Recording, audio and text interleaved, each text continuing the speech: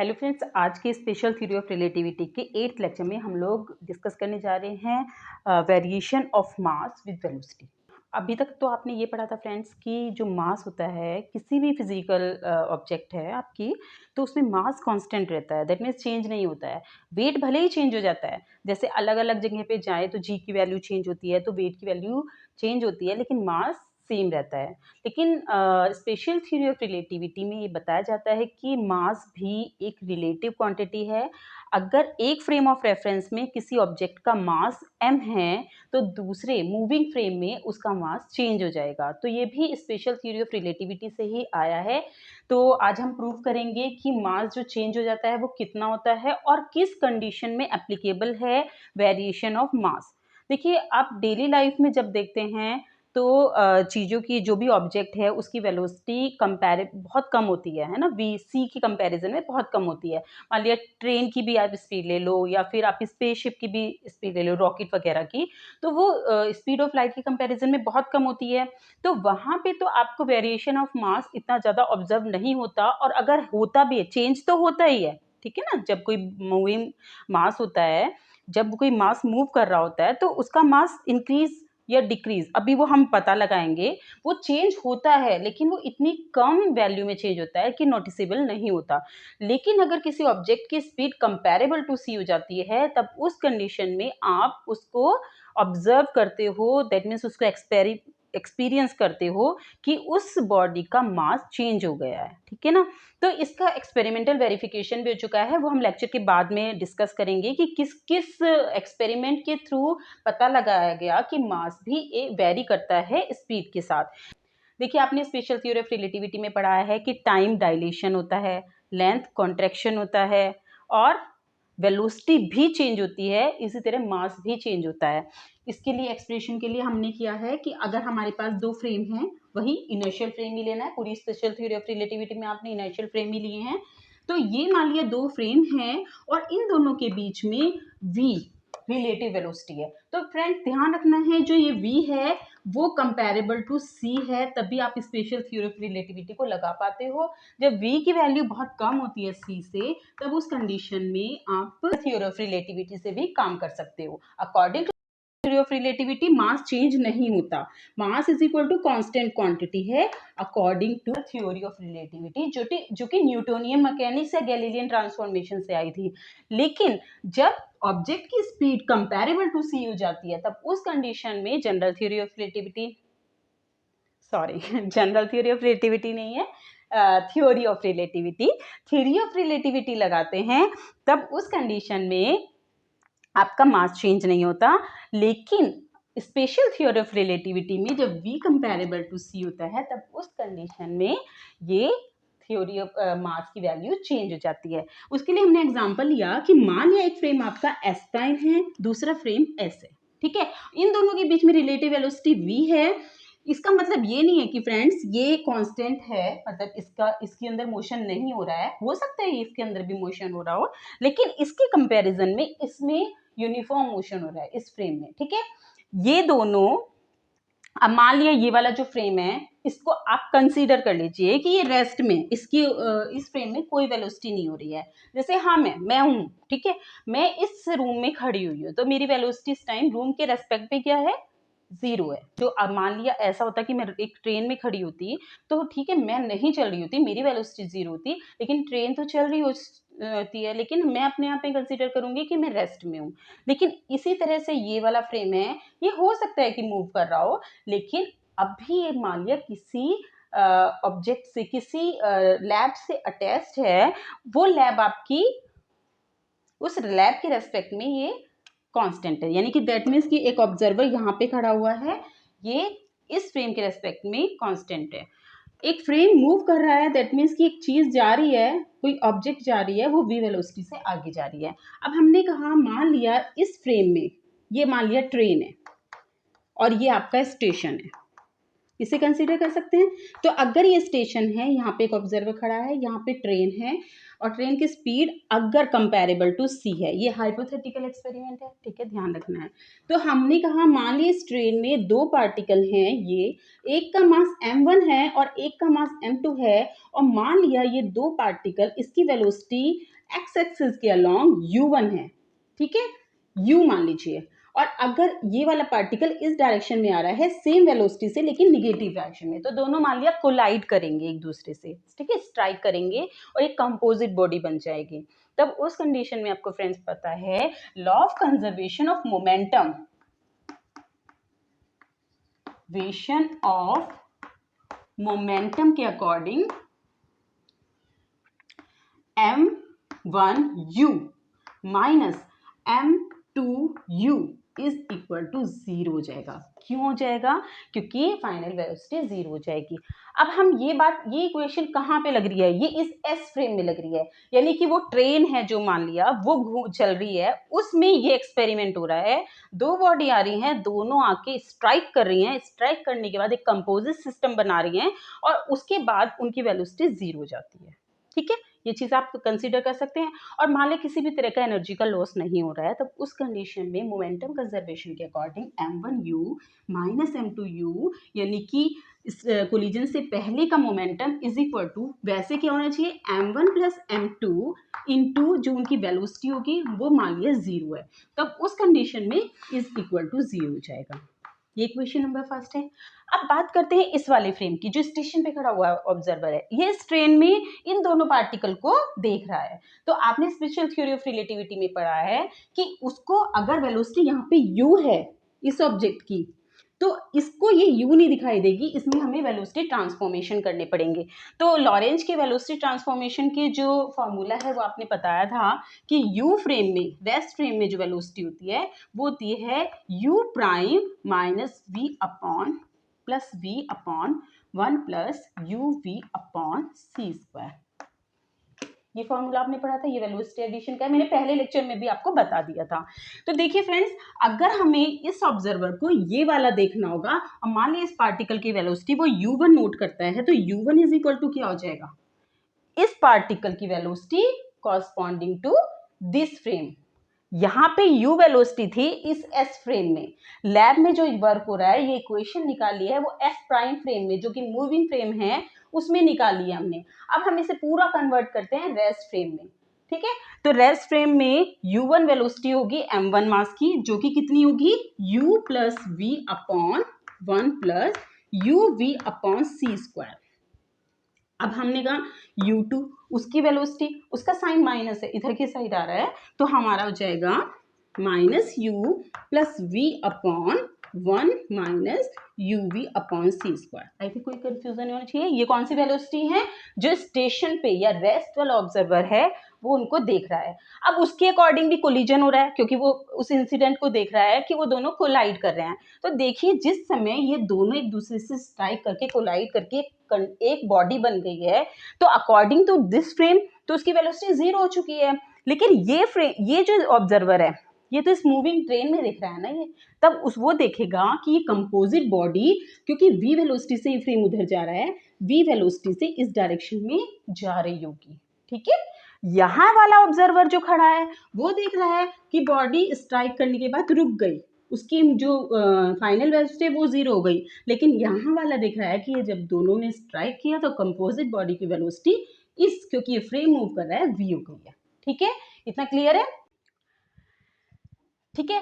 अब हम करते हैं कि अब हम निकालेंगे कि इस फ्रेम, ये जो ऑब्जर्वर है इसके according law of conservation of momentum क्या कहता है। उसके according m1u1 plus m2u2 is equal to कितना होगा friends, m1 plus m2 into v, क्योंकि उसके अकॉर्डिंग ये कंपोजिट बॉडी v वेलोसिटी से उधर जा रही है। तो यहाँ पे आपने u1 और u2 की वैल्यू रख लो, m1 u प्लस v, हम निकाल क्या रहे हैं, चेंज इन मास, ठीक है।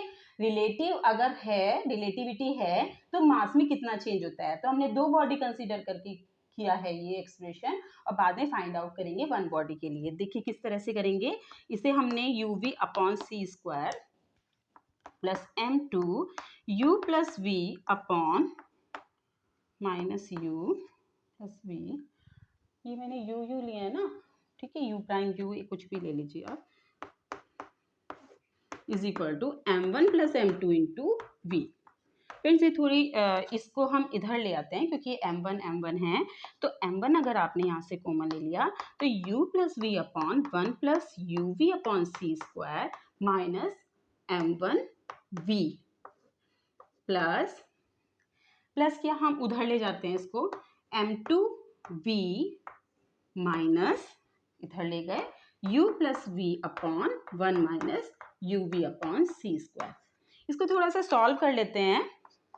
इसमें क्या m1 कॉमन ले लिया आपने, ठीक है, इसको सॉल्व करेंगे तो हमारे पास आ जाएगा m1, इसको ऊपर ले जाएंगे और सॉल्व करेंगे तो v से माइनस v कट जाएगा, तो u plus u v upon सी स्क्वायर u माइनस, ठीक है, ये हो जाएगा u माइनस v का भी इसमें अंदर मल्टीप्लाई होगा, तो u v स्क्वायर अपॉन सी square upon 1 plus u v upon सी स्क्वायर, ठीक है।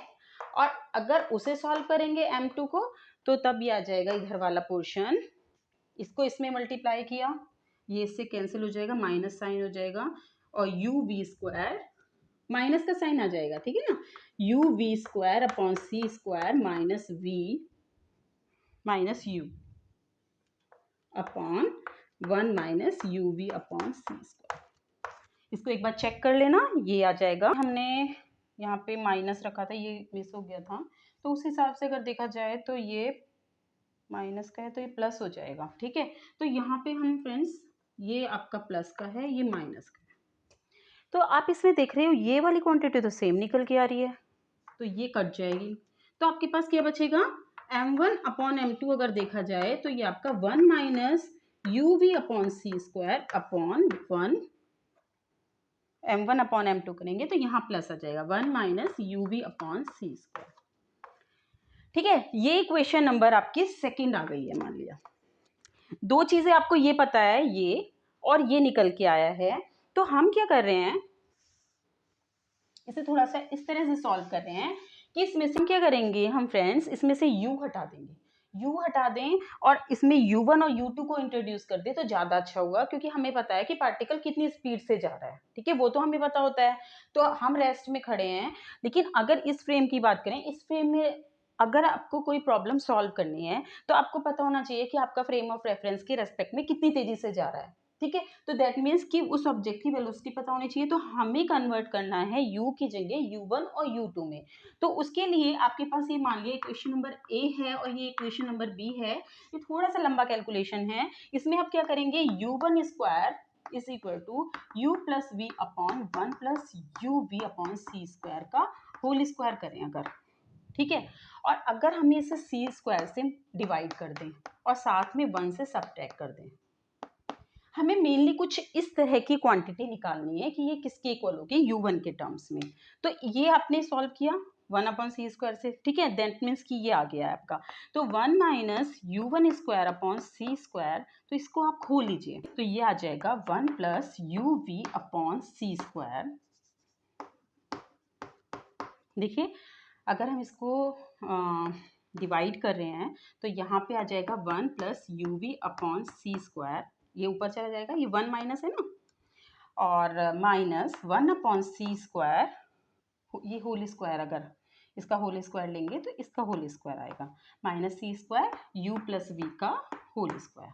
इसको थोड़ा सा सॉल्व करेंगे, इसको खोल लेंगे होल स्क्वायर को, 1 plus u square v square upon c की power 4 minus 2 u v upon सी स्क्वायर माइनस 1 अपॉन सी square u square plus v square plus 2 u v, okay, ये हो गया। तो ये देखो यहाँ से और यहाँ से दोनों कैंसिल हो जाएंगे टर्म, तो हमारे पास ये बचा है 1 प्लस यू वी अपॉन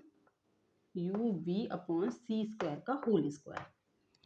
देखिए फ्रेंड्स हम थोड़ा सा इधर कर लेते हैं इसको कैलकुलेशन को, तो ये वाली जो टर्म है ये माइनस साइन आ जाएगा यहाँ पे, ये भी माइनस साइन हो जाएगा, हम ब्रैकेट हटा देंगे, अगर यहाँ पे माइनस आ जाएगा, ये सी स्क्वायर यहाँ आ जाएगा, ये सी स्क्वायर यहाँ आ जाएगा, दैट मीन्स ये दोनों टर्म तो कैंसिल हो जाएंगी। आपके पास क्या बचने वाला है, 1 plus u square v square upon सी स्क्वायर, ये वाली टर्म माइनस का यू स्क्वायर अपॉन सी स्क्वायर, और ये वाली टर्म माइनस का वी स्क्वायर अपॉन सी स्क्वायर, और अपॉन में ये वाले चाहिए 1 प्लस यू वी अपॉन सी स्क्वायर का होल स्क्वायर। तो फ्रेंड्स यहाँ तक तो आप समझ ही गए होंगे, इसको मैं हटा देती हूँ क्योंकि ये टर्म हमारे लिए जरूरी थी, तो इसलिए हम इसको नहीं हटाएंगे। ये फाइनली आपका निकल के आ गया है। अब इसको थोड़ा सा हमें सॉल्व करना है। अगर हम इन दोनों में से यू स्क्वायर अपॉन सी स्क्वायर, ये सी की पावर 4 था ना, यू स्क्वायर अपॉन सी स्क्वायर कॉमन लें तो आपके पास क्या बचेगा, 1 minus we square upon C square, ठीक है,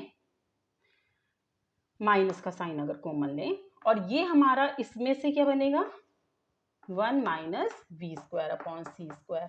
तो अगर हम देखें तो 1 minus we square upon C square and 1 minus u square upon C square upon, upon तो है यहाँ पे 1 प्लस यू वी अपॉन सी स्क्वायर का होल स्क्वायर, तो 1 प्लस यू वी अपॉन सी स्क्वायर का होल स्क्वायर। तो ये किसकी वैल्यू आई थी, 1 माइनस यू स्क्वायर अपॉन सी स्क्वायर की, ठीक है ना, वही चीज तो हमने निकाली थी यहाँ से लेके यू 1 स्क्वायर अपॉन सी स्क्वायर, तो कि 1 प्लस यू वी अपॉन सी स्क्वायर का whole square is equal to, ये टर्म हम इधर ले आए तो क्या बन जाएगा, 1 प्लस वी स्क्वायर अपॉन सी square 1 minus u square upon सी स्क्वायर, और ये टर्म हम यहाँ ले जा चुके हैं तो इसके अपॉन में 1 minus u square upon c, u 1 square upon सी स्क्वायर।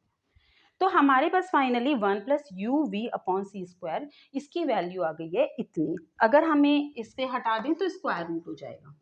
ऐसे ही हम इस वाले का टर्म का स्क्वायर करें और सारे प्रोसेस सेम करें, तब आपके पास फाइनली इस टर्म की वैल्यू आ जाएगी जो आपकी सेकेंड टर्म है, 1 माइनस यू वी अपॉन सी स्क्वायर। देखिए इसके डिनोमिनेटर में यही है, तो हमने सेम प्रोसेस से किया, तो आपके पास आ जाएगा square root of 1 minus we square upon C square, यही वाली क्वांटिटी आएगी 1 माइनस यू स्क्वायर अपॉन सी स्क्वायर, यहाँ पे एक यू है एक यू पी है, अपॉन 1 पे जब आप करेंगे तो सेम ही आएगा, बस केवल यहाँ पे आ जाएगा यू टू स्क्वायर अपॉन सी स्क्वायर। ये आप इसी की जैसे सिमिलर लिख सकते हैं, बस u1 की जगह u2 आ जाएगा। तो फ्रेंड्स आपको दोनों वैल्यू आ गई हैं, दोनों वैल्यू को सेकंड नंबर में पुट करने के बाद, तो फ्रेंड्स m1 अपॉन m2 का रेशियो आपको समझ में आ गया क्या होगा। देखिए ये दोनों वैल्यू आपने रख दी हैं तो ये आ गया 1 is equal to 1 minus u1 square upon C square upon 1 minus u2 square upon C square, ठीक है। तो यहाँ पे स्क्वायर रूट रहेगा ही। तो ये आपकी जो इक्वेशन आई है, ये इक्वेशन इन दोनों मास का रेशियो दे रही है। अगर हम इस फ्रेम में हैं, रेस्ट फ्रेम में, और हमें दो ऑब्जेक्ट अपने फ्रेम में वो किसी भी वेलोसिटी से जा रही हैं, हमें अपने फ्रेम में वो डिफरेंट वेलोसिटी से अपीयर होंगी क्योंकि ये फ्रेम मूव कर रहा है अपोजिट, मतलब किसी डायरेक्शन में, इसके रिलेटिव किसी डायरेक्शन में मूव कर रहा है, तब उस फ्रेम की वेलोसिटी कन्वर्ट हो जाएंगी इस फ्रेम में, और मास का रेशियो वेलोसिटी के टर्म में ये निकल के आएगा। अब हमें फाइनली वेरिएशन ऑफ मास निकालना है। ये सारी चीजें अभी हम हटा देते हैं।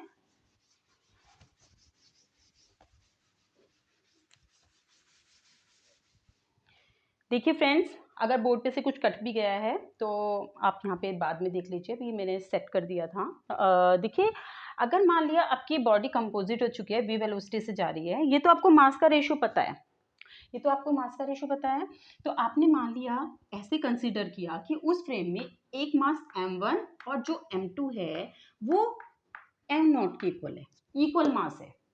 और हमने ये कंसीडर कर लिया कि मान लिया ये बॉडी A है आपकी और ये बॉडी B है, तो velocity of B is equal to 0। यहाँ तो कंसीडर कर रखा है माइनस यू के इक्वल है, लेकिन आपने मान लिया कि 0 के इक्वल है। और वेलोसिटी ऑफ A, ये ध्यान रखना है इसके रेस्पेक्ट में, ये जो आपकी वेलोसिटी है u2 है, m2 बॉडी की वेलोसिटी, इसके रेस्पेक्ट में मान लिया वो वेलोसिटी 0 दिखा रहा है और u1 की वैल्यू मान लिया u दिखा रहा है, तब उस कंडीशन में ये किस में कन्वर्ट हो जाएगा?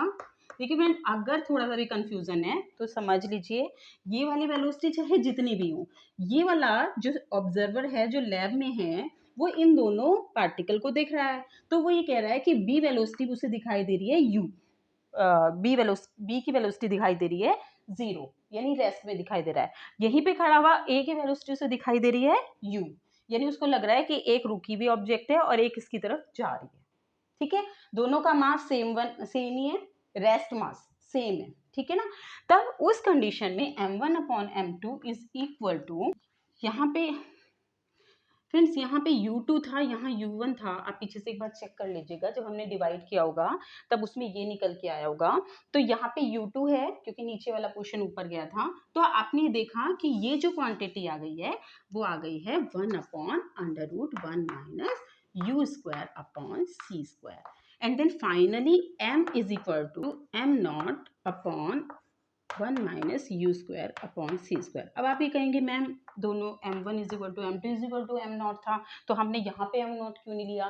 तो देखिए फ्रेंड्स, ये m0 रेस्ट मास है जब बॉडी की वेलोसिटी 0 थी, ये m वो मास है जब बॉडी की वेलोसिटी u थी। तो हमने देखा कि जब वेलोसिटी u थी तब उसका मास चेंज हो चुका है, रेस्ट मास m0 था जब वेलोसिटी 0 थी। ठीक है, तो ध्यान रखना है, this is the change in mass when body move with velocity v।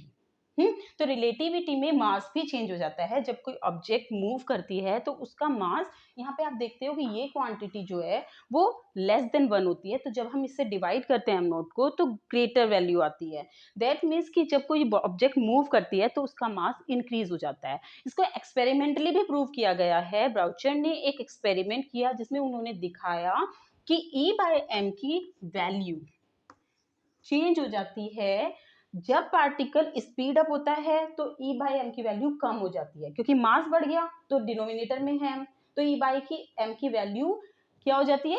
कम हो जाती है। जब आप इलेक्ट्रॉन को when you accelerate electron then E/m will decrease.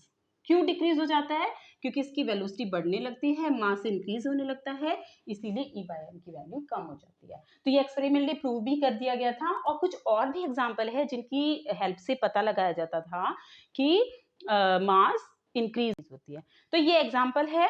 इस तरह से हमें पता चलता है कि जब भी कोई पार्टिकल इस लाइट की स्पीड से चलता है, अगर स्पीड कम होगी, देखिए यहाँ पे आप देख रहे हैं ये u स्पीड, अगर ये v से बहुत कम होगी तो ये क्वांटिटी नेग्लिजिबल हो जाएगी, तब m is equal to m0 होगा। तो इसीलिए आप क्लासिकल मैकेनिक्स में इस तरह का ऑब्जर्वेशन नहीं देख पाते हैं। ये ऑब्जर्वेशन केवल तभी मिलता है आपको जब कोई भी पार्टिकल कंपैरेबल टू सी ही मूव करे, अदरवाइज आपको सेम ही मास मिलता, ऑब्टेन होता है। ठीक है, तो इसके ऊपर बेस्ड जो न्यूमेरिकल हैं, 3-4 न्यूमेरिकल मैं नेक्स्ट लेक्चर में कराने वाली हूँ। उसके बाद हम एनर्जी मास इक्विवेलेंस के बारे में देखेंगे। इस लेक्चर में इतना ही। Thank you.